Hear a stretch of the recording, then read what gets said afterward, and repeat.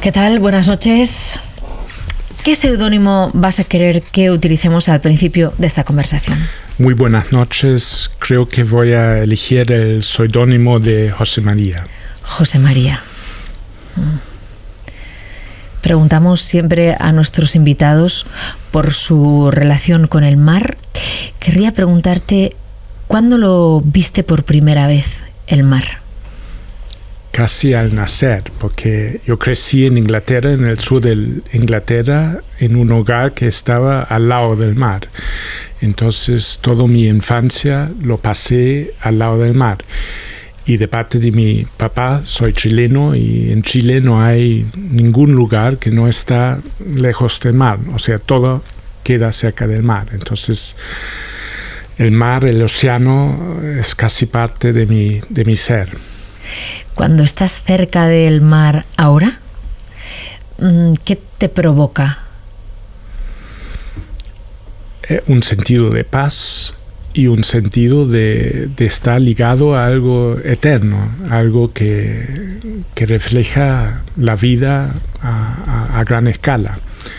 Y por eso siempre tiene algo que tranquiliza, que calma.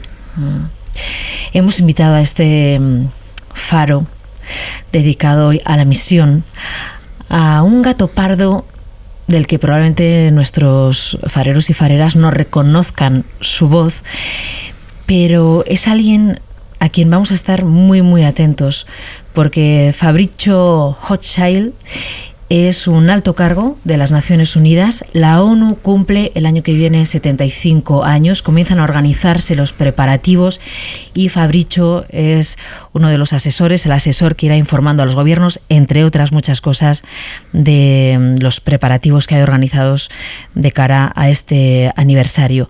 Y tiene una vida apasionante que es la que va siempre unida a trayectorias profesionales de este calibre. Yo quiero preguntarte, Fabrizio, bienvenido. Ahora ya sabemos quién eres, quién está detrás de esta voz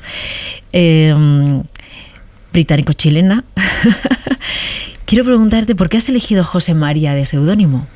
Bueno, gracias por la invitación.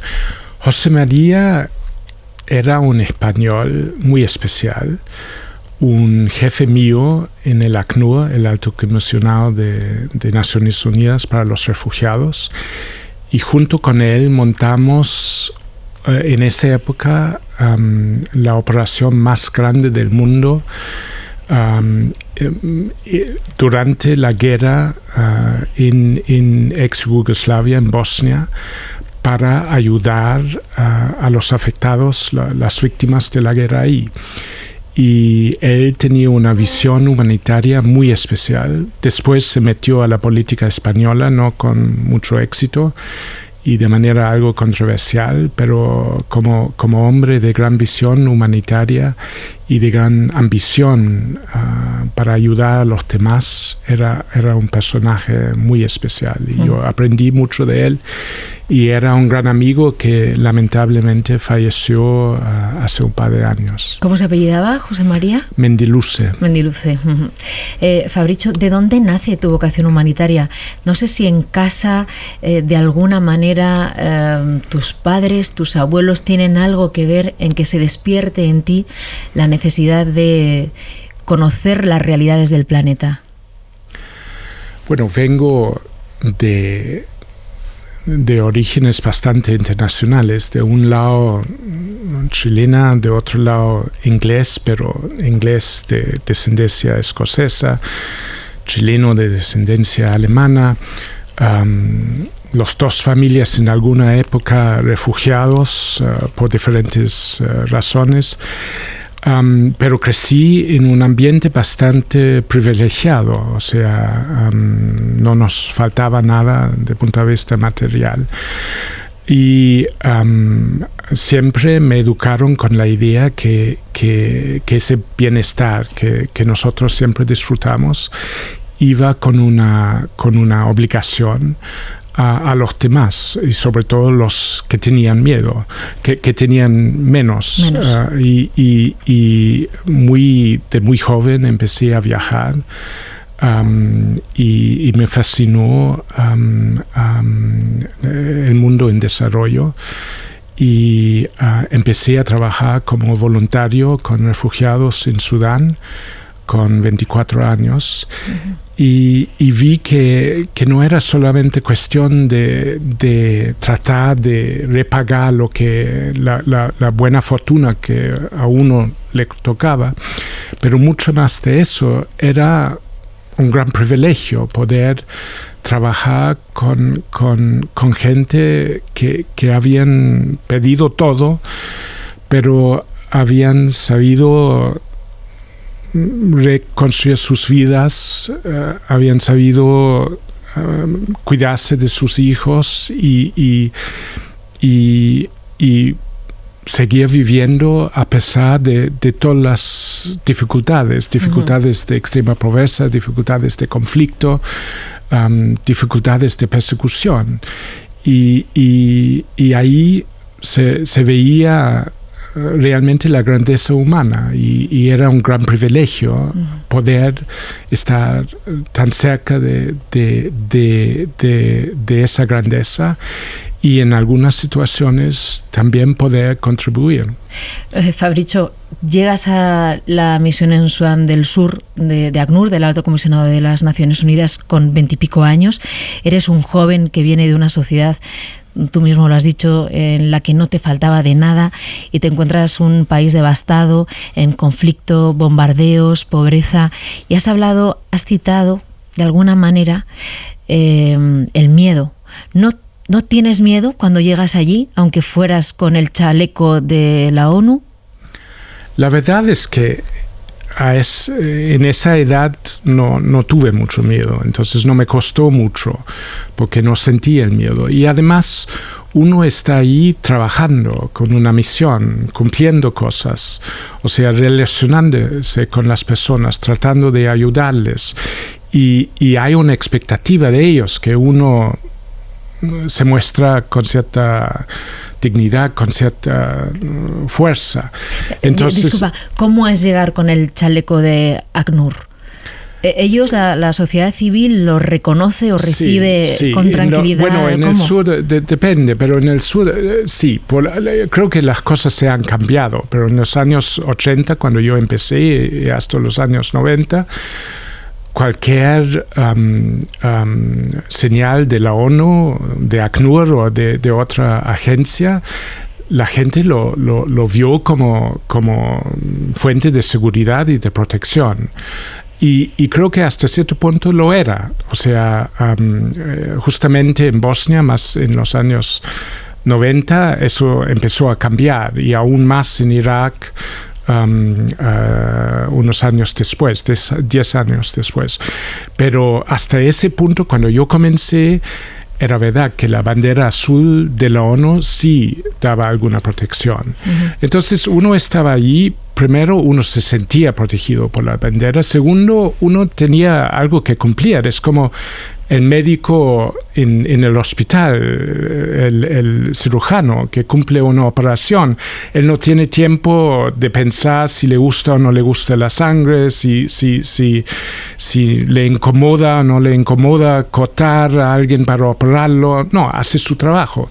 Y es parecido a eso. Entonces, en esa época, y con la edad, siendo muy joven también, uno se siente con poderes extraordinarios. Uh-huh. Y con toda la arrogancia de la juventud, que de una u otra manera proteja a uno hasta que no. Sí, has citado 2 veces la ex Yugoslavia. ¿Qué cambió en la misión en Bosnia? La verdad es que yo, antes de llegar a Bosnia, había trabajado en una guerra en el sur de Sudán y también en Palestina, en la primera intifada. Y entonces llegué a Yugoslavia pensando que ya sabía de conflicto.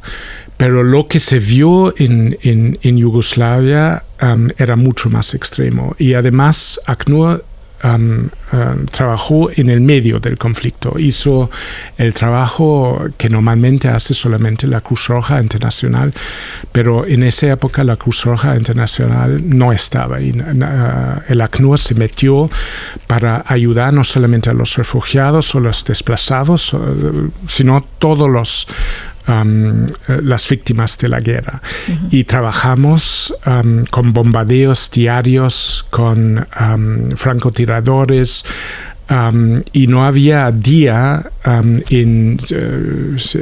estando en Sarajevo donde no nos tocó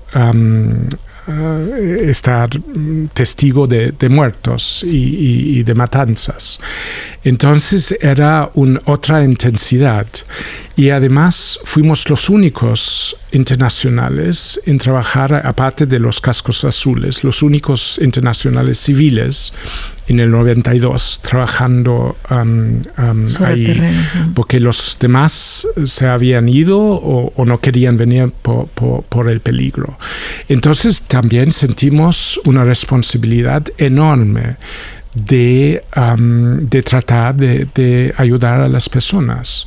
Entonces trabajamos 18 horas al día, dormimos en la oficina, o sea, nunca paramos.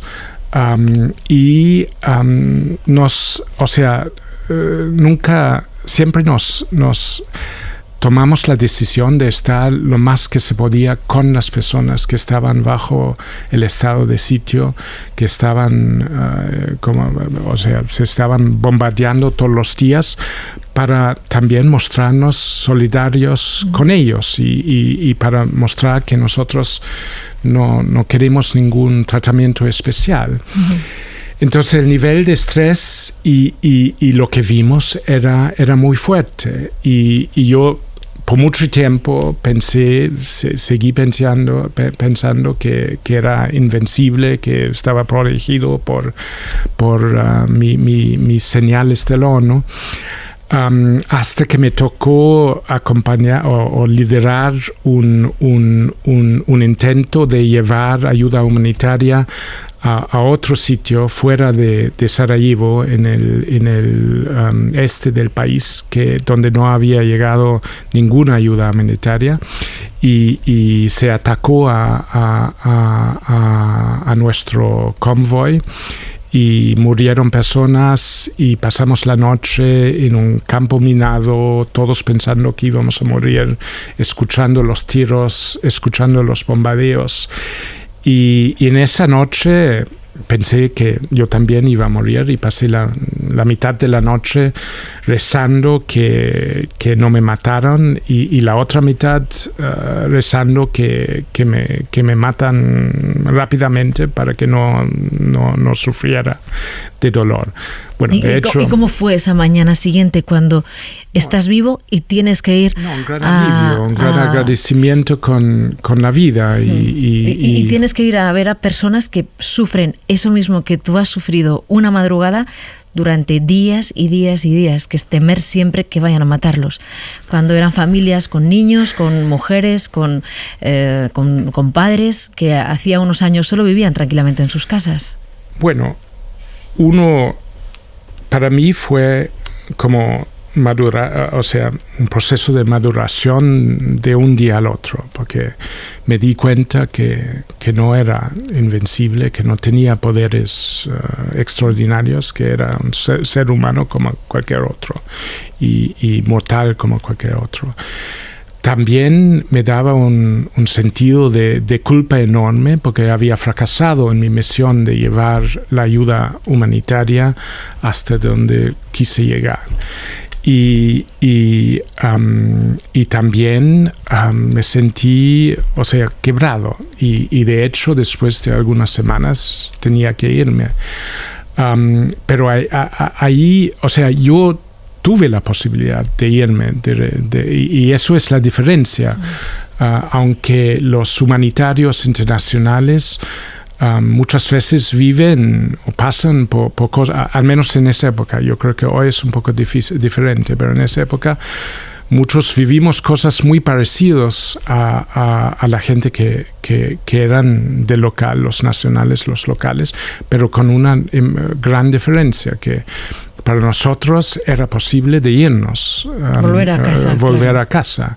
Para la gente que estaban ahí, eso no existía. Entonces, yo era muy privilegiado y después que me tocó vivir con el trauma, tenía acceso a tratamiento y tratamiento fuera del lugar del conflicto, y las personas, muchos de ellos traumatizados por razones parecidas, porque han visto seres queridos morir delante de ellos.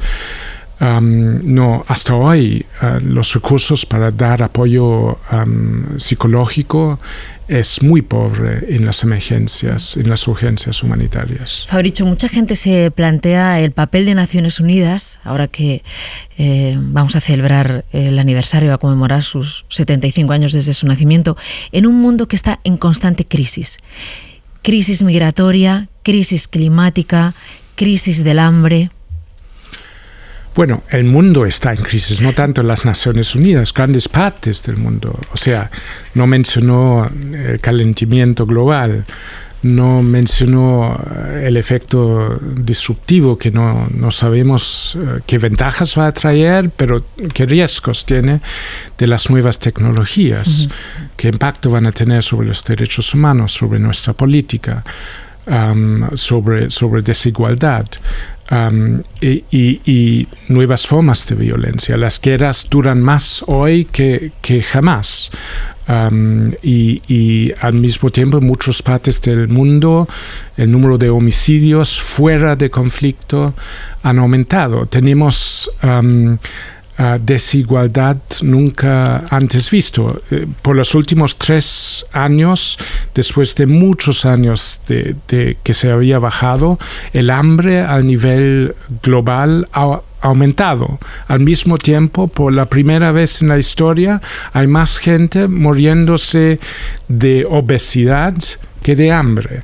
O sea, hay todo tipo de extremos, muchas facetas de la desigualdad que también crean problemas de conflicto, problemas sociales.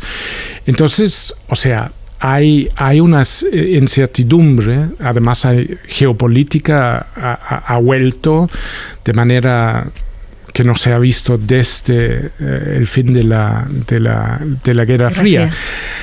Y el gran problema, o sea, que hay esos problemas. Somos humanos imperfectos, es algo que el mundo siempre ha conocido. Lo diferente ahora es que en un mundo que cada vez está más interconectado, las soluciones no están en manos de cualquier gobierno, por poderoso que sea. Son soluciones que solamente hay soluciones, pero necesitan un trabajo internacional conjunto, y al mismo tiempo estamos viendo que hay un retroceso hacia la cooperación internacional. O sea, hoy en día la voluntad de trabajar a través de las Naciones Unidas y otras instituciones internacionales es mucho más débil que hace un par de años. Entonces, ¿qué ha pasado en estos años? Estamos en una época muy peligroso, donde hay de un lado un creciente número de problemas que solamente se puede resolver a través de la cooperación internacional, como por ejemplo el cambio climático, y de otro lado... Disculpa, Fabricio, y sin embargo un país como Estados Unidos, que es un eje importantísimo en la geopolítica, le cuesta comprometerse cuando se le exige tomar medidas contra el cambio climático. Oímos que Trump todavía pone en evidencia la evidencia científica. Sí, sin embargo, dentro de Estados Unidos hay muchas iniciativas de parte de las ciudades, de parte de algunos estados que sí reconocen el cambio climático y están tomando medidas, también dentro de las empresas privadas. Entonces, el imagen es más complejo, pero el problema al fondo es que ha resurgido una concurrencia internacional muy fuerte entre los grandes poderes. Eso se ve en las grandes batallas que hay en temas de tecnología, en temas de comercio. Y además hay una incertidumbre que pone a todo el mundo nervioso, porque nadie sabe en qué mundo vamos a vivir de aquí a 30, 40 años, y eso ha hecho nacer un nuevo nativismo que va en contra de un trabajo internacional. Entonces, es como alguien que tiene un problema de alcohol, pero para olvidarse de su problema de alcohol, toma más alcohol. Y en eso está el mundo. O sea, tiene problemas internacionales que se sienten al nivel nacional, o problemas frente al futuro del trabajo, problemas frente al futuro de la viabilidad de la agricultura. Y esos son problemas que no se van a resolver a nivel nacional, solamente se va a resolver a través de internacionalismo, pero las personas piensan que la respuesta es más nacionalismo de cierta forma, y es una manera de escape, y hay una cierta política que puede nutrir esa esperanza.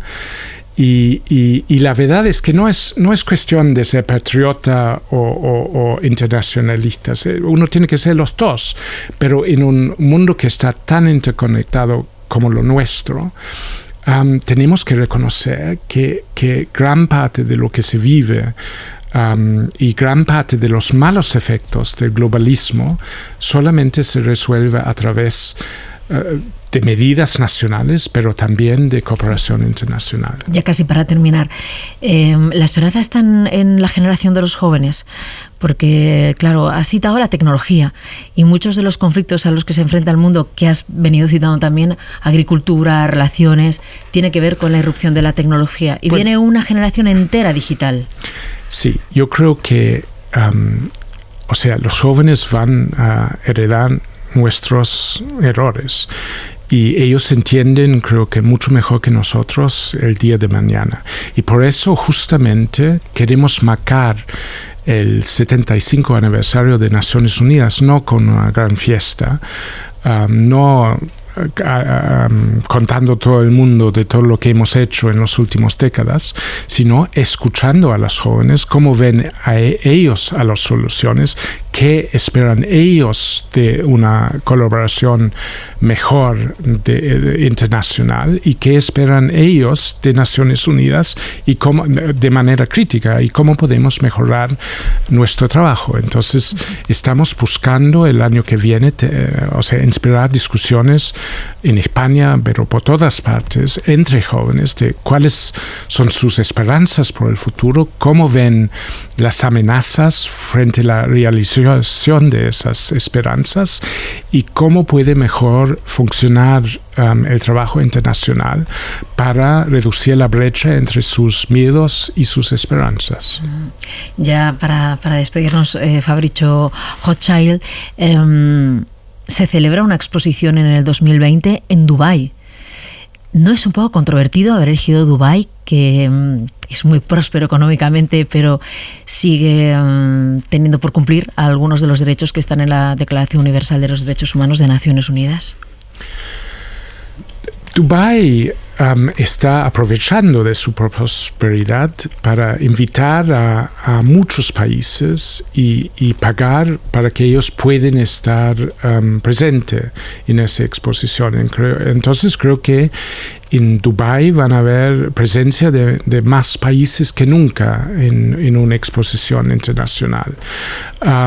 Y creo que todos los países tienen brechas en el respeto de derechos humanos. No hay ningún país que no lo tiene. Lo que diferencia uno de otros, y si van para arriba o para atrás, y cuáles son las tendencias. Entonces creo que uno tiene que ver las tendencias más que la foto. ¿Quién diría, Fabrizio Hochschild, que es o ha sido el faro de su vida? Yo he tenido muchos, pero lo primero que se me ocurre Yo trabajé 3 años en Colombia y me tocó llevar a víctimas del conflicto al proceso de paz en Cuba y ver personas que habían pedido todo, algunos que habían visto el masacre sistemática de sus familias, otros que habían pasado años en una jaula, siendo en las manos de... Torturados. Sí. Y viendo la voluntad de ellos de asegurar que jamás pasará lo que ellos habían visto y su capacidad de superar su propio sufrimiento sin amargura para trabajar para la paz de los demás, y el heroísmo que estaba en ese gesto, y también cómo se supieron relacionar entre ellos y apoyarse mutuamente a pesar de que eran víctimas de lados opuestos. Esa grandeza humana me va a motivar hasta el día de mi muerte. ¿Cómo es volver de una misión, abrir la puerta de casa y encontrar la familia, con los niños especialmente cuando eran pequeños? ¿Cómo se cambia ese chip? Mira, lo magnífico, si usted pregunta, sobre todo si después de un par de tragos, a cualquier humanitario, lo que más le conmueve, no le va a hablar tanto de cuántas vidas ha rescatadas o cuánta comida ha dado o cuántas operaciones médicas ha hecho. Le va a contar de las grandes emociones humanas que ha encontrado en los lugares más remotos, donde uno ha reconocido la grandeza humana, el intercambio emocional con personas completamente ajenas. Y esa nutrición humana, que es la base, el sentido de nuestra vida, se encuentra con los hijos de uno como en ese trabajo, y es maravilloso. Fabricio Hojsal, muchas gracias por habernos acompañado esta madrugada en El Faro. Ha sido un placer. Muchas gracias a usted.